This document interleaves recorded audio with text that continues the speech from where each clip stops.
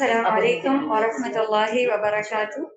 ہم دیکھ رہے تھے اور ہم نے جانا اللہ کو، اللہ کے ناموں کے ذریعے، اور الحمدللہ پچھلی کلاس میں ہم نے سب سے پہلے اللہ تعالیٰ کا پرسنل نیم، یعنی وہ کون سا تھا؟ اللہ، اس کے بارے میں ہم نے جاننے کی حقیر سی کوشش کی۔ اس کے ساتھ ساتھ ہم نے دو اور کون سے اللہ کے صفاتی نام کو دیکھا تھا؟ الرحمن اور الرحیم۔ الحمدللہ، تو سوال آتا ہے ذہن میں کہ اللہ کو جاننا کیوں ضروری ہے؟ اس کا جواب ہم نے پچھلی بار بھی دیکھا، اور آج پھر اہل عرب کا ایک قول ہے کہ اذا عرفت الامر سہلت الاوامر، کہ جب آپ حکم دینے والے کو پہچان لیتے ہیں تو آپ کے لیے حکم ماننا آسان ہو جاتا ہے۔ تو ہم اللہ کو اس لیے بھی جاننے کی بہترین کوشش کر رہے ہیں کہ اللہ کی بہترین ماننا شروع کر دیں۔ تو آج ہم انشاءاللہ جن ناموں کو دیکھیں گے ان میں ہے المالک، الملک والملیک۔ کون سے؟ یہ تینوں بیسیکلی ایک ہی ہے، تھوڑا تھوڑا ان میں فرق ہے۔ المالک، الملک، الملیک، یاد رہے گا؟ سب سے پہلے الحمدللہ رب العالمین الرحمن الرحیم۔ سب سے پہلے اللہ نے اپنا تعارف کروایا کہ میں رب ہوں، ایک اتھارٹی والا سین کریٹ ہوا۔ اس کے بعد ہم نے پچھلی کلاس میں دیکھا کہ الرحمن، اتنی شدید محبت ہے، ہر ایک پر اس کا اظہار ہے، اور الرحیم میں بھی اگلی جہاں کے لیے بھی محبت ہے۔ تو آپ یہ تو جانتے ہیں کہ اگر شدید محبت ہو جائے تو انسان اکثر غلط فہمی کا شکار ہو جاتا ہے کہ میں کچھ بھی کروں، میں آزاد ہوں، مجھے چھوٹ مل سکتی ہے۔ اللہ تو رحمان ہے، اللہ مجھے عذاب دے کر کیا کرے گا؟ اور آج بھی یہ کانسیپٹ ایک طرف ہے، ایک طرف یہ والا کانسیپٹ ہے، اور دوسری طرف ایک اور کہ اللہ تعالیٰ کی ان دونوں صفات کا مکمل طور پر انکار کر دیا جاتا ہے۔ تو بہرحال جب انسان پچھلی دو صفات کو پڑھتا ہے کہ اتنی شدید محبت ہے، رحمت ہے، پیار ہے، تو انسان ڈھیلا ہو جاتا ہے تو اور غلط فہمی کا بھی شکار ہونے لگتا ہے۔ تو ایسے میں اللہ تعالیٰ فوراً سے انسان کو کیا کر دیتے ہیں؟ جگا دیتے ہیں، بیدار کر دیتے ہیں کہ تمہیں میری محبت کسی بھی طرح کی غلط فہمی میں مبتلا نہ کر دے۔ کیوں؟ کیونکہ مالکی یوم الدین، میں بدلے کے دن کا بھی مالک ہوں۔ تو انسان بالکل سیدھا کھڑا ہو جاتا ہے کہ وہ مالک بھی ہے، اور بدلے کے دن کا جس میں عدل ہوگا۔ تو اس طرح اگلا رحمان اور رحیم کے بعد جو اللہ کی صفاتی نام ہے وہ کیا ہے؟ مالک۔ ہم اب دیکھتے ہیں کہ مالک، ملک اور ملیک، ان میں فرق کیا ہے؟ اب غور سے سمجھنے کی کوشش کیجیے گا۔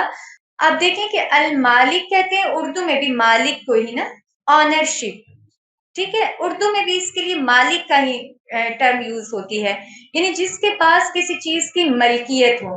مثلا میں اس فون کی مالک ہوں، میں اس ڈائری کی مالک ہوں، کوئی اس گھر کا مالک ہے، آپ اس گاڑی کے مالک ہیں۔ تو مالک کس کو کہتے ہیں اردو میں بھی؟ مالک کو ہی، آنرشپ، جس کے پاس کسی چیز کا اختیار ہو۔ یہ بات آپ کو سمجھ آ گئی؟ اب دیکھیں، ضروری نہیں ہے کہ آپ کا جس چیز پر اختیار ہو تو آپ کا فیصلہ بھی اس پر چلتا ہو، آپ کا حکم بھی اس پر چلتا ہو۔ کوئی مثال آپ مجھے دیں گے اس کی؟ ایگزیکٹلی، آپ اولاد کے مالک ہیں، لیکن کیا اولاد پر آپ کا حکم چلتا ہے؟ اکثر چلتا ہے، اکثر نہیں چلتا۔ میرے ہاتھ میں یہ میرا فون ہے، رائٹ؟ میں اس کی مالک تو ہوں، یہ میری ملکیت میں ہے، آنرشپ، لیکن اس پر میرا حکم نہیں اتنا چلتا۔ مثال کے طور پہ یہ بند ہو جائے، کوئی خرابی ہو جائے، میں نہیں چاہ رہی کہ اس میں خرابی ہو، لیکن پھر یہ میری بات مانے گا؟ نہیں مانے گا، اس پر میرا حکم نہیں چلتا۔ آپ گھر کے مالک ہیں تو گھر پر آپ کا حکم نہیں چلتا، جب زلزلہ آ رہا ہو تو آپ لاکھ چیخیں کہ تم نے نہیں ہلنا، تم نے نہیں ہلنا، وہ ہلے گا۔ آپ نہیں چاہ رہے کہ گھر کا کوئی بھی کارنر خراب ہو، لیکن وہ ہونا شروع ہو جاتا ہے، تو آپ کیا کرتے ہیں؟ آپ کچھ بھی نہیں کر سکتے۔ تو گویا مالک میں یہ ہوتا ہے کہ جس میں کسی چیز کی ملکیت ہو، لیکن اس میں ضروری نہیں ہے کہ ہر چیز کے اوپر آپ کا حکم بھی چلے۔ تو اللہ نے فوراً ہی مالک کے ساتھ ملک کا ذکر کر دیا۔ اب ملک کس کو کہتے ہیں؟ ملک سے مراد یعنی وہ ذات کہ جو صرف مالک نہیں ہے بلکہ اس میں فیصلہ کرنے کا اختیار بھی آ جاتا ہے. بات سمجھ آ رہی ہے کہ مشکل لگ رہی ہے؟ اوکے، مالک میں کیا ہوتا ہے کہ جس کے پاس کسی چیز کا اختیار ہو، لیکن ضروری نہیں ہے کہ ہر وہ چیز جس پر ہمارا اختیار ہو اس پر ہمارا حکم بھی چلتا ہو. ٹھیک ہے ایسے. لیکن جو ملک ہوتا ہے نا، ملک سے مراد وہ ذات کہ جو مالک بھی ہو اور اس پر اس چیز کا حکم بھی چلتا ہو. ٹھیک ہے، تو ہم لوگ مالک تو ہو سکتے ہیں کسی چیز کے، لیکن ملک نہیں ہو سکتے. یہاں آ کے فرق آ جاتا ہے مخلوق میں اور خالق میں، مالک میں اور مملوک میں. یہ بات آپ کو سمجھ آ گئی؟ اسی لیے آپ دیکھیں کہ ہم کیسے پڑھتے ہیں مالکی یوم الدین، کہ اللہ کے پاس یعنی اللہ ہر چیز کا مالک ہے، آنر ہے، اس کے پاس ملکیت ہے. تو اسی کو ہی رسول اللہ نے ایک اور قرات میں کیسے پڑھا ہے؟ مالکی یوم الدین. ٹھیک ہے، دو قرات اس کی ہوتی ہے نا، مالکی یوم الدین، ملکی یوم الدین. تو مالک آپ کہہ سکتے ہیں کہ جس کے پاس آنرشپ ہو، اور ملک کہ نہ صرف آنرشپ بلکہ فیصلہ کرنے کا بھی اختیار، حکم نافذ کرنے کا بھی اختیار ہو. اس کے بعد تیسری چیز آگے ملیک. آپ اس کو یوں سمجھ لیں کہ جیسے ہم کہیں کہ ہم کہتے ہیں نا کہ پیارا، اور کہتے ہیں بہت پیارا. ٹھیک ہے، اور اسی طرح عربک میں ہوتا ہے حسن احسن، یعنی سپرلیٹو پہ جب کوئی چیز چلی جاتی ہے. تو اسی طرح جو ملیک ہے نا، یہ انٹینسیفائڈ فارم ہے. اس سے مراد یہ ہے کہ کامل اختیار والا بادشاہ. اب پھر آپ سوچیں گے کہ اچھا اس کا کیا ذکر تھا، اوپر تو آ گیا، لیکن میں نے آپ نے اولاد کا ذکر کیا، تو ہاں اولاد پر آپ کا حکم چلتا ہے جب وہ بچے ہوتے ہیں. ٹھیک ہے، آدھا حکم تو چلتا ہے، لیکن کامل وہ آپ کی بات نہیں مانتے. تو ہو سکتا ہے کہ کوئی انکار کرنے والا کہہ لے کہ نہیں میں ملک بھی ہوں، میرا حکم چلتا ہے، کیونکہ آج کل واقعتاً ایسی کچھ نہ کچھ ایجادات ہوئی ہیں، جیسے روبوٹ ہے یا کچھ اس طریقے کی. تو اللہ نے آگے اپنی ایک اور صفت کا ذکر کر دیا، اور وہ کون سا؟ ملیک. کہ ہاں ٹھیک ہے تمہارا حکم بھی چلتا ہوگا، لیکن عارضی یا تھوڑا. لیکن جو اللہ ہے الملیک، وہ مکمل اور کامل اختیار والا بادشاہ ہے. تو یہ تینوں چیزیں آپ کو سمجھ آئی کہ مالک کس کو کہتے ہیں؟ کہ جس کے پاس کسی چیز کا کیا ہو، کہ یعنی ملکیت ہو، کسی چیز کی ملکیت ہو. اور پھر ملک کیا؟ کہ اس کے پاس فیصلہ کرنے کا یا اس پر حکم نافذ کرنے کا اختیار ہو. اور ملیک کیا؟ کہ وہ مکمل اختیار ہو. ٹھیک ہے، تو اگر انسان ہے تو انسان مالک تو ہے اس دنیا میں بہت ساری چیزوں کا، عارضی مالک، لیکن ضروری نہیں ہے کہ وہ ہر چیز کا ملک بھی ہو. اوکے، بعض چیزوں میں وہ ملک تو ہوگا، لیکن وہ ملیک تک کبھی نہیں جا سکتا. مکمل حکم اس کا تو اس کے اپنی باڈی پر بھی لاگو نہیں ہوتا. مثال کے طور پہ میرے سر میں درد ہے، میرا سر ہے بھائی، لیکن میرا سر، اس پہ میرا حکم نہیں چلے گا. ہم کیا کہتے ہیں کہ اللہ آپ شفا دینے والے ہیں، آپ اس کو شفا دیں. ٹھیک ہے، آپ دیکھیں میرا جسم ہے، فار ایگزامپل میرے گھٹنوں میں درد ہے، میرا گھٹنا ہے بھائی، ہمیشہ سے میرے ساتھ رہے، لیکن اس پر میرا حکم نہیں چلتا. تو یہ ہے ہمارا رب کہ جو مالک بھی ہے، ملک بھی ہے اور ملیک بھی ہے. یہاں تک آپ کو ان تینوں کی سمجھ آ گئی؟ اگر کبھی آپ کے سامنے مالک نام آئے تو آپ جان لیں گے نا کہ اس میں کیا صفت ہوتی ہے. اسی طرح ملک ہو یا ملیک ہو تو آپ کو کلیئر ہو جانا چاہیے. اچھا، المالک قرآن میں 2 مرتبہ آیا ہے. کوئی آپ مجھے بتائے گا کہاں کہاں آیا ہے؟ مالک یوم الدین، بارک اللہ فیکم، اور ایک اور جگہ بھی آیا ہے بارک اللہ فیکم. ایک اور اتنی خوبصورت آیت ہیں، وہ میں آپ کو آگے یاد کرواؤں گی. اوکے، المالک 2 مرتبہ آیا ہے. ایک دفعہ سورۃ الفاتحہ کی آیت نمبر 3 میں، اور ایک دفعہ سورہ آل عمران کی آیت نمبر 26 میں، کہ قل اللہم مالک الملک تؤتی الملک من تشاء وتنزع الملک ممن تشاء وتعز من تشاء وتذل من تشاء بیدک الخیر انک علی کل شیء قدیر. یہ آیات آپ یاد کریں گے انشاءاللہ، میں آپ کو یاد کرواؤں گی انشاءاللہ. اوکے، اس کے بعد اگر ہم دیکھیں الملک، ملک قرآن میں 5 مرتبہ آیا ہے. میں آپ کو صرف بتا دیتی ہوں، آپ بے شک جا کے سرچ کر لیجئے گا. سورہ طٰہٰ آیت نمبر 114، الحشر آیت نمبر 23، المؤمنون آیت نمبر 116، سورہ جمعہ میں آیت نمبر 1 اور سورۃ الناس آیت نمبر 2 میں. اور اسی طرح الملیک قرآن میں ایک مرتبہ آیا ہے، اور وہ کون سی آیت ہے؟ سورہ قمر کی آیت نمبر 55 کہ فی مقعد صدق عند ملیک مقتدر. تو یہ تینوں نام قرآن میں پائے جاتے ہیں. تو یہاں تک آپ کو کلیئر ہو گیا. اب ہم دیکھتے ہیں کہ اللہ تعالیٰ کن چیزوں کے مالک، ملک اور ملیک ہیں. کن کن چیزوں کے اللہ تعالیٰ مالک ہیں؟ آپ دیکھیں سورج، چاند، رات، دن، ستارے، سیارے، اور آپ اس کے علاوہ دیکھیں کہ روحیں اور پرندے اور زمین اور آسمان اور انسان، اور اس کے علاوہ کس کس مخلوق کے اللہ تعالیٰ خالق اور مالک ہیں؟ ہر چیز کے، ہر چیز کے. اللہ تعالیٰ خود ہی اس کا جواب مجھے اور آپ کو دیتے ہیں کہ للہ ملک السماوات والارض وما فیہن وہو علی کل شیء قدیر. کہ اللہ آسمان اور زمین، یعنی اگر یہ آسمان ہے اور یہ زمین ہے اور اس کے بیچ جو جو جو کچھ ہے، چاہے وہ چھوٹی چیز ہے یا وہ بڑی چیز ہے، اللہ اس کا کیا ہے؟ مالک ہے. سبحان اللہ، یہ ہے اللہ. کوئی انسان اگر مالک ہے بھی تو کتنی چیز کا ہو سکتا ہے؟ اور ایک تو ہے ہی عارضی، انشاءاللہ ہم آگے دیکھیں گے، لیکن کتنی زیادہ سے زیادہ کتنا؟ ایک پلانٹ کا ہو سکتا ہے، ایک ملک کا. اس کے لیے بھی کتنے پاپڑ بیلنے پڑتے ہیں. تو اگر ہم جائزہ لیں کہ انسان کا مالک ہونا اور رب کا مالک ہونا، سب سے پہلے تو آپ دیکھیں کہ انسان اگر مالک بھی ہوتا ہے نا تو اس پر اس کا حکم نہیں چلتا. اگر کسی چیز کا مالک ہے بھی تو اس پر اس کا حکم چلتا ہی نہیں ہے. مثال کے طور پہ اگر کوئی بادشاہ ہے تو وہ ایک زمین کا ایک پراپر ایک پورے ملک کا اگر مالک ہے تو اس کا حکم اس پر نہیں چلے گا. اسی لیے تو آپ دیکھیں کہ اس نے کتنا ایک سیٹ اپ بنائے ہوتے ہیں، چھوٹے چھوٹے چھوٹے چھوٹے، پھر ان کے اوپر نگران، ان کے اوپر نگران، ان کے اوپر نگران، پھر کرتے کرتے کرتے کہیں بادشاہ تک پہنچ ہوتی ہے. دوسری چیز کیا کہ اگر اس کا حکم چلے بھی تو وہ ہمیشہ نہیں رہنا، کیونکہ اس نے کیا ہو جانا ہے؟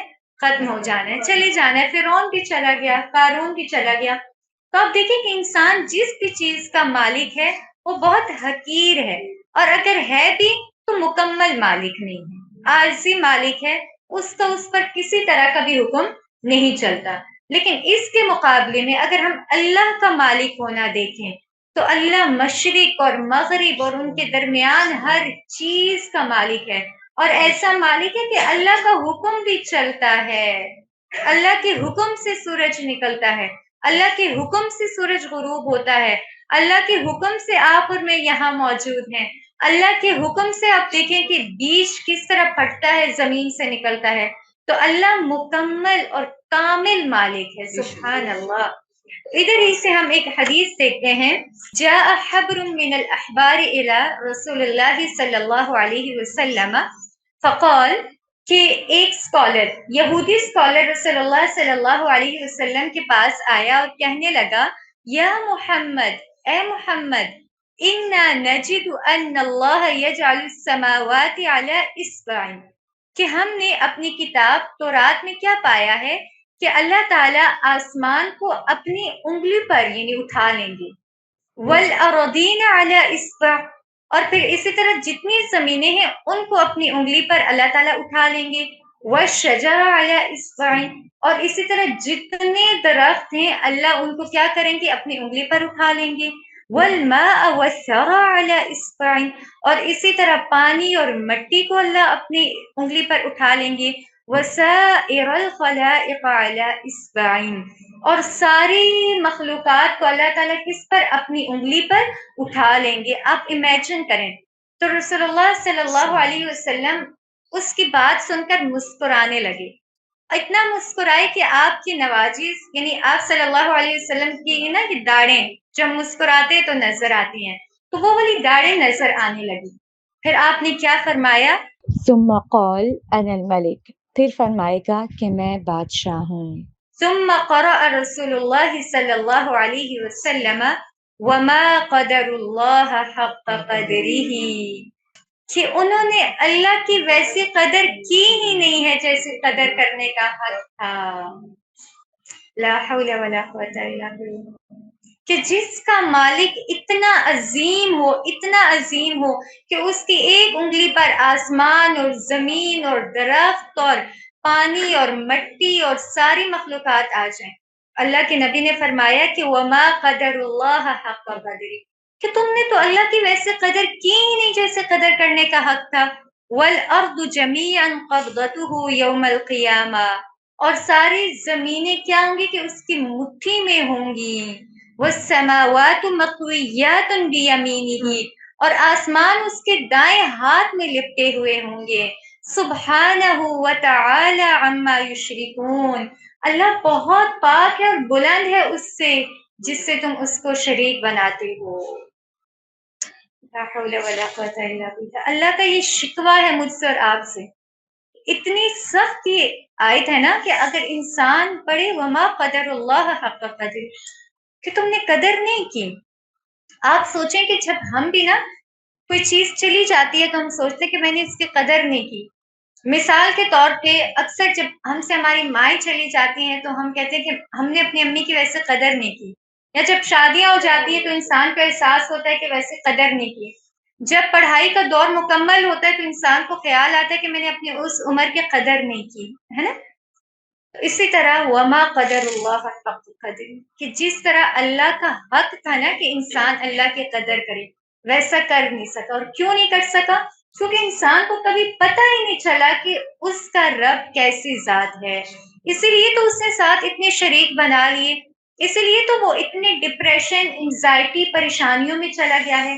چھوٹے چھوٹے مسائل اس کو اتنا رلاتے ہیں، اس کو اتنا پریشان کر دیتے ہیں کہ ایک 6-7 فٹ کا آدمی بیڈ تک پہنچ جاتا ہے. اس کا ذہن کتنا امیزنگ، اس کا ذہن ہے، سبحان اللہ. اللہ کی تخلیق، لیکن وہ ایک چھوٹا سا غم، ایک دنیا کی حقیر پریشانی، اس کی میموری ہی اس سے چھین لیتے ہیں. یہ کیا ہے؟ یہی ہے کہ اللہ کی پہچان نہیں ہے. ورنہ اللہ کی پہچان اگر ہوتی نا تو ہم کیا کرتے؟ ہم اللہ پہ ویسے ہی توکل کرتے جس طرح توکل کرنے کا حق ہے. تو اب دیکھیں اس میں ہمارے لیے سبق کیا ہے. سبق اللہ کے اس نام میں ہمارے لیے یہ ہے کہ جس طرح مکمل بادشاہت کس کی ہے؟ اللہ کی ہے. تو اس طرح مکمل اطاعت بھی کس کی ہونی چاہیے؟ اللہ کی ہونی چاہیے. یہ جملہ آپ یاد کریں، مکمل بادشاہت کس کی ہے؟ اللہ کی ہے. تو مکمل اطاعت بھی کس کی ہونی چاہیے؟ اللہ کی ہونی چاہیے. یاد رکھیں، اللہ کے اطاعت کو دوسروں کے اطاعت پر مقدم رکھا جائے گا. یہ نام مجھ سے اور آپ سے یہ مطالبہ کرتا ہے، المالک والملک والملیک. یہ نام مطالبہ کرتا ہے کہ ہم کیا کریں؟ اللہ کی مکمل اطاعت کریں، اور پھر اسی طرح اللہ کی اطاعت پر کسی دوسرے کی اطاعت نہ کریں. لیکن کیا واقعتاً ایسا ہو رہا ہے؟ کیا میں واقعی ایسا کر رہی ہوں؟ آپ خود سے پوچھیں، میں خود سے پوچھوں. بل الانسان علی نفسہ بصیرہ، انسان تو خود ہی اپنا حساب لینے کے لیے کافی ہے. کیا میں مکمل اللہ کی اطاعت کرتی ہوں؟ نہیں. کیا میں اللہ کی اطاعت کو ٹاپ پہ رکھتی ہوں؟ نہیں رکھتی. کیونکہ میرا یقین نہیں ہے نا. مجھے کیا کہ نہیں اگر میں نے اس کی بات نہیں مانی نا، میری ٹیچر کہہ رہی تھی کہ اس حلیے میں جائیں گے، اگر میری ٹیچر کی بات نہیں مانی نا تو وہ ناراض ہو جائیں گی، اس لیے میں اپنا اسٹالٹ سائڈ پہ کرتی ہوں. وہ ناراض ہو جائیں گے. حالانکہ ہم بھول ہی گئے کہ اصل مالک اور اصل اتھارٹی کس کی ہے؟ اللہ کی. کہ میں جاب کر رہی ہوں، نہیں جو میرے آنر ہے یا جس کے پاس جو میرا مالک ہے جاب کا، تو وہ کیا کرے گا کہ مجھے ایگزٹ کر دے گا اگر میں نے اس کی بات نہ مانی. اگر میں نماز کے لیے اٹھ کے چلی گئی تو، اگر میں نے کوئی اور کام، قرآن میں نہیں پڑھنا شروع کر دیا ایکسٹرا ٹائم میں، یا ان کے اکارڈنگ میں نے ڈریس نہ پہنا، تو میرا رزق چلا جائے گا. ایسا نہیں ہے. اللہ مالک ہے. اور میں انشاءاللہ ابھی آپ کو بتاؤں گی کہ اللہ تعالیٰ کس کس چیز کا مالک ہے. بلکہ پہلے بتا دیتی ہوں، سب سے پہلے اللہ تعالیٰ دنیا کا مالک ہے. اللہ ہدایت کا مالک ہے. اللہ دن اور رات کا مالک ہے. اللہ رزق کا مالک ہے. نفع و نقصان کا مالک ہے. موت و حیات کا مالک ہے. بدلے کے دن کا مالک ہے. تو پھر آپ کو یہ ڈر کیسا؟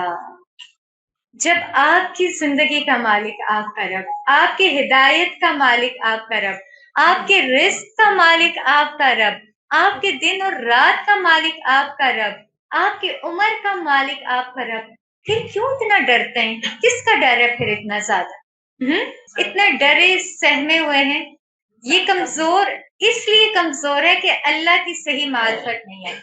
ورنہ کیا ہوتا کہ امام احمد بن حنبل رحمہ اللہ، ان کے دور میں نا ایک فتنہ ابھرا، عباسیوں کا دور تھا جس میں ایک فتنہ ابھرا کہ انہوں نے کہنا شروع کر دیا کہ جو قرآن ہے وہ مخلوق ہے، ٹھیک ہے، یعنی اللہ کا کلام نہیں ہے. تو وہ بہت سخت سزائیں دیتے تھے. تو جب امام احمد بن حنبل کو بہت فورس کیا جانے لگا کہ آپ بھی اس کا اقرار کر لیں، اور کچھ اسٹوڈینٹس نے بھی کہا کہ آپ مان لیں، خیر اللہ تعالیٰ جانتے ہیں، کیونکہ انہوں نے بہت سخت سزائیں دی تھی. بعض اوقات گدھے پہ منہ کالا کر کے سوار کر کے گلیوں میں پھرانا شروع کر دیتے، عجیب و غریب اور سخت سے سخت سزائیں. تو انہوں نے کہا کہ نہیں، جو حق ہے وہ حق ہے، میں اللہ کے سوا نہیں کسی سے ڈرتا، میں اللہ کا کلمہ ہر حال میں بلند کروں گا. کیا تھا یہ؟ وہ بھی تو انسان تھے نا، وہ کیوں نہیں ڈرے؟ آخر وجہ کیا تھی؟ کہ انہوں نے اللہ کو پہچان لیا تھا کہ اصل مالک کون ہے؟ اللہ رب العزت ہے. اسی طرح امام حنیفہ کے بارے میں آتا ہے، ان کو جب بلایا اسی طرح کنگ نے، تو اس نے کہا کہ آپ یہاں پہ ان کو کوئی اسپیشل عہدہ دینا چاہا. تو انہوں نے کہا میں نہیں اس کو ایکسیپٹ کرتا. تو اس پر ان کو سزا ملی. تو انہوں نے کہا ٹھیک ہے، لیکن یہ میرے قابل نہیں ہے. ان کا اللہ پہ توکل ہوتا تھا، اور اللہ کا توکل اللہ کو جان کر آتا ہے. یہ جو نام ہے یہ توکل ڈیولپ کر رہا ہے کہ اللہ مکمل مالک ہے، اللہ کے پاس اختیار ہے، کسی انسان کے پاس نہیں ہے. میرا مالک اللہ ہے.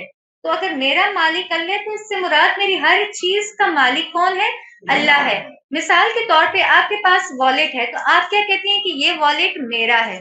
تو اس سے مراد کیا ہے کہ اس والیٹ کے اندر جو پیسے ہیں وہ کس کے؟ وہ میرے ہوئے، آپ کے ہی ہوئے نا. والیٹ کے اندر جو فون ہے وہ میرا ہے نہیں، وہ بھی آپ کا ہے. اللہ تعالیٰ کیا کہتے ہیں سورۃ الناس میں، قل اعوذ برب الناس، کہا کہ مومنوں کا، انسانوں کا اللہ مالک ہے. تو میں کیوں اتنی پریشان ہوں، میں کیوں اتنی غمزدہ ہوں، میں کیوں مایوسی کے حد درجے پر فائز ہوں؟ اس جملے کو اپنی زندگی میں شامل کر لیں کہ اللہ مالک ہے. بس جو چیز آپ سے نہیں ہو رہی نا، اللہ کے اختیار میں آپ دے دیا کریں کہ اللہ مالک ہے نا، میرا اس پہ حکم نہیں چل رہا، اللہ کا تو حکم چلتا ہے. اللہ اس چیز کا مالک ہے، میرے رزق کا مالک اللہ ایک انسان نہیں ہے. ہاں رہتے ہیں یہی اسباب چینج ہوتے ہیں. پہلے آپ کس کے تھرو آتا ہے؟ آپ کی شوہر. سبحان اللہ. تو اسباب تو بدلتے رہتے ہیں، لیکن مسبب اسباب تو اللہ ہے، اور اللہ جس کو چاہے سبب کے درجے میں ہم تک پہنچا دے. تو آپ کا یقین اسباب پر نہیں ہونا چاہیے، بلکہ کس پر ہونا چاہیے؟ مسبب الاسباب پر ہونا چاہیے کہ اللہ مالک ہے، میری عزت کا مالک اللہ ہے. بھائی اگر اتنی فحش گوئی ہے اور اتنی بے پردگی ہے، تو اگر میں عبایا پہن کے جا رہی ہوں تو کیوں پریشان ہو رہے کہ سب سوچیں گے کہ کیسی ہے، کیا سوچیں گے؟ میری عزت اور ذلت کس کے ہاتھ میں ہے؟ اللہ کے ہاتھ میں، کسی انسان کے ہاتھ میں نہیں ہے.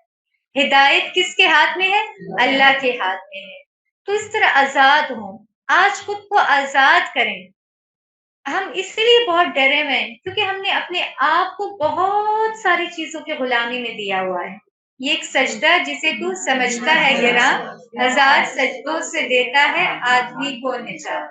پھر کیا ہے کہ اللہ کو جانے، پھر آپ کو نہیں ضرورت ہوگی کہ اس کو بھی، اس کے بھی غلام بنے، اس کے بھی بنے. ایک اللہ کے غلام بن جائے، ساری مخلوق آپ کے تابع ہو جائے گی. اس طرح ہم نے اس میں دیکھا کہ مکمل بادشاہت اللہ کی ہے، تو اس لیے مکمل اطاعت بھی اللہ کی ہونی چاہیے.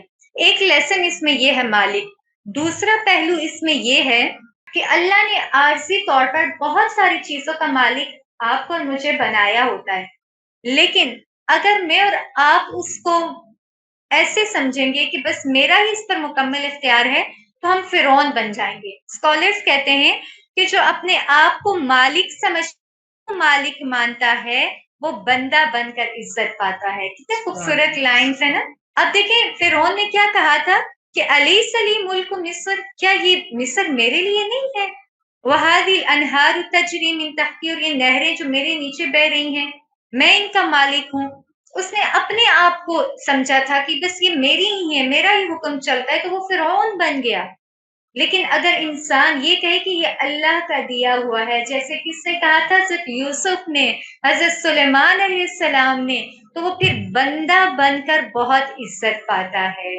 سبحان اللہ۔ تو اللہ نے آپ کو جو اختیار دیا ہے، ہر انسان کو اللہ نے عارضی طور پر کچھ نہ کچھ اختیار دیا ہوتا ہے، تو آپ یہ نہ سمجھے کہ ہمیشہ اس پر آپ کا یہ راج ہوگا یا ہمیشہ اس پر آپ کا ہی دور چلے گا، نہیں، کیونکہ حقیقی مالک کوئی اور ہے، کامل اختیار کسی اور کا ہے، اس چیز پر بھی فیصلہ کسی اور چیز کا چلتا ہے، کسی اور ذات کا چلتا ہے، تو ایسے انسان بہت عاجز ہو جاتا ہے، انسان میں بڑی عاجزی آ جاتی ہے۔ مثال کے طور پر اگر آپ کی اولاد بہت نیک ہے، اللہ کرے سب کی اولاد ہم سب بہت نیک ہوں، لیکن مثال کے طور پہ اگر کسی کے بچے بہت اوبیڈینٹ ہیں، بہت زیادہ فائنینشلی بھی بہت سیٹ ہیں، انہوں نے اپنا کیریئر بہت اچھا پرسیو کیا، یعنی میڈیکل انہوں نے کیا، تو ان کے پیرنٹس نے دیکھا کہ ہمارا بچہ، یعنی وہ اس کو اپنا سمجھتے ہیں نا، کہ اپنی ملکیت سمجھتے ہیں کہ ہمارا بچہ کہ آج کس مقام پر ہے، تو ایسے میں ان کے اندر کیا ڈیولپ ہو جائے گا، تکبر اور غرور کی بو آ جائے گی۔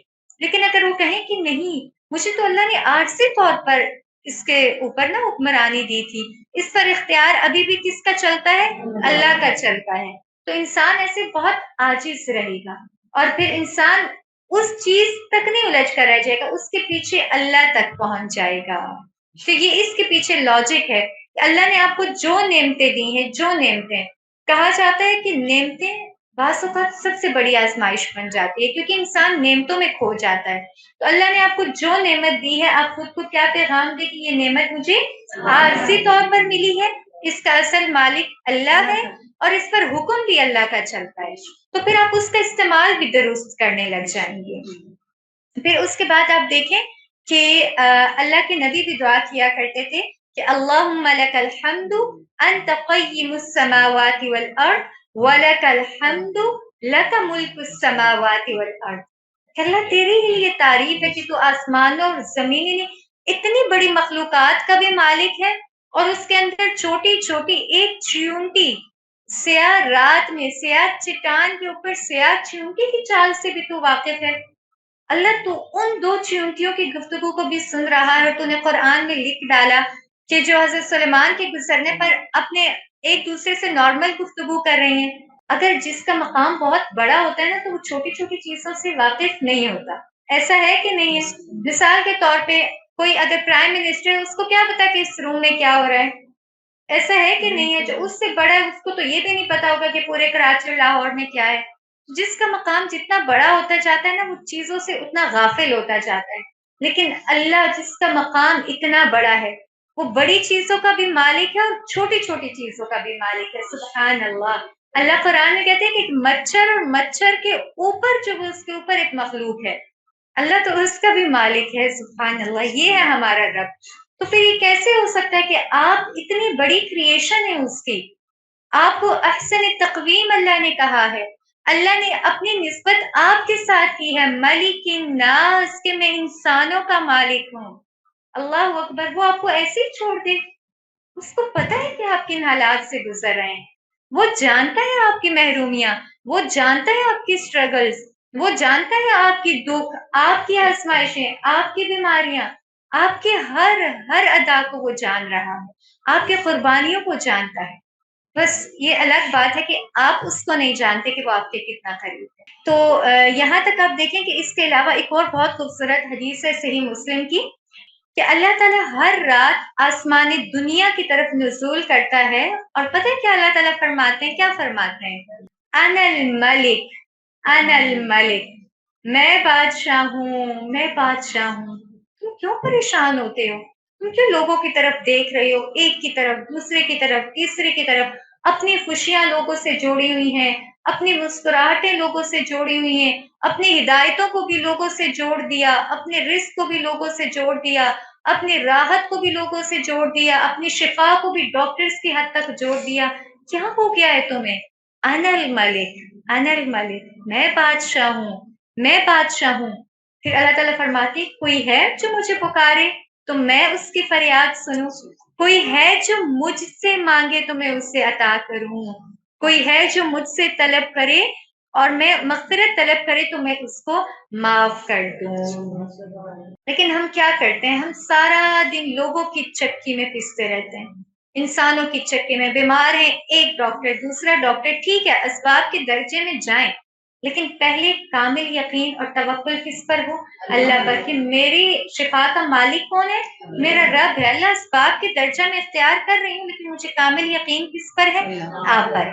تو میں ایک کوٹیشن پڑھ رہی تھی، اللہ پر تمہیں ویسا توکل ہونا چاہیے کہ تم ایسی جگہ ہو جہاں بارش نہیں ہے اور تم کھلے میدان میں بارش کی دعا مانگنے کے لیے جا رہے ہو، تو اپنے ساتھ چھتری لے کر جاؤ کہ میں دعا مانگوں گا اور بارش ہوگی اور واپسی پر میں چھتری لیے ہوئے واپس اپنے گھر آؤں گا۔ لیکن ہمیں ایسا کوئی یقین ہے نہیں، ہم دعائیں مانگتے بھی ہیں تو 99% ہمیں لگتا ہے کہ میری دعا پوری نہیں ہوگی۔ آج اب کس نام کو اس پورے مہینہ شامل کریں گے کہ اللہ آپ مالک ہیں، آپ ملک بھی ہیں، آپ ملیک بھی ہیں۔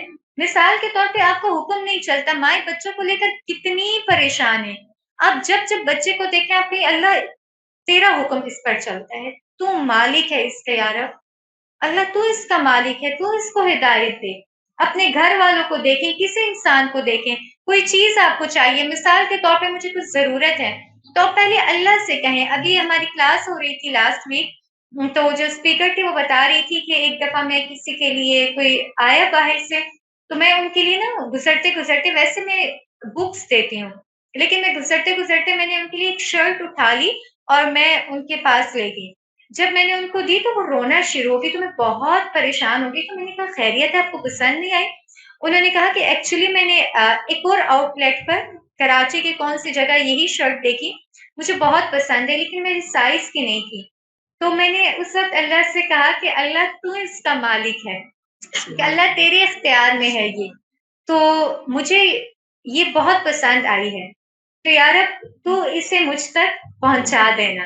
اور کہتے ہیں کہ کس طرح یہ میرے پاس پہنچائی اور میرے سائز کی پہنچائی، سبحان اللہ۔ آپ دیکھیں، اور پھر اسی طرح یہاں پہ شقیق بلقی کا میں ایک واقعہ آپ کو سناؤں گی انشاءاللہ۔ وہ کہتے ہیں کہ ایک بار بہت سخت قحط کا دور تھا اور لوگ بہت پریشان تھے، ہر کوئی اپنے گھر سے نکل رہا تھا رزق کی تلاش میں، ہر چیز خشک ہو چکی تھی۔ کہتے ہیں کہ میرا گزر ایک ایسے شخص کے پاس سے ہوا کہ جو ایک جگہ بیٹھا ہوا، یعنی ایک جگہ بیٹھا ہوا اور اپنے ٹانگیں ہلا رہا اور گیت گا رہا اور بڑا خوش اور اپنے آپ میں مگن تھا۔ تو مجھے اس پہ شدید غصہ آیا کہ ساری انسانیت پریشان ہے اور یہ کیا، یعنی ہم کہہ لیں کہ مست ملنگ ہوا نا، کہ اپنی اداؤں میں کہ گنگنا رہا ہے اور بالکل جھوم رہا ہے اور ٹانگیں ہلا رہا ہے۔ تو میں نے کہا کہ تمہیں کوئی پریشانی نہیں ہے کہ کیا حالات چل رہے ہیں؟ تو اس نے کہا نہیں میں تو پریشان نہیں ہے، جو میرا مالک ہے اس نے بہت کچھ اسٹور کیا ہوا ہے، تو بہت ٹائم تک ہمارا گزارا ہو جائے گا۔ تو کہتے ہیں کہ میں نے اس جگہ جب سوچا کہ یہ عام سا غلام اپنے بادشاہ کی چھوٹی سی جمع پونجی کیے پر اتنا مطمئن ہے، تو میں اپنے اس رب سے کیسے مایوس ہو گیا ہوں۔ تو کہتے ہیں میں نے ادھر ہی توبہ کی اور مجھ پر بھی وہی سکینت چھا گئی جو اس بندے پر تھی۔ میں نے کہا مالک تو وہ ہے، تو کہتے ہیں کہ میں نے اس سے سیکھا توکل کرنا۔ تو یہ دیکھیں یہ ایک بات تھی۔ تو اب ہمارے لیے کیا ان میں لیسن ہے؟ صرف وہ یہ کہ سب سے پہلے خود کو ڈپریشن سے آزاد کریں، دکھ غم سے آزاد کریں، اسی طرح دنیا والوں سے بے نیازی۔ اللہ کا یہ نام ہمیں دنیا سے بے نیاز کر دیتا ہے کہ ٹھیک ہے جو ہے اللہ کا ہے، اللہ چاہے گا تو دے دے گا، اور کوئی انسان اگر چاہے اللہم لا مانع لما اعطیت ولا معطی لما منعت ولا ينفع ذا الجد منک الجد، یہی چیز ہے جو ہمیں سکھائی جاتی ہے۔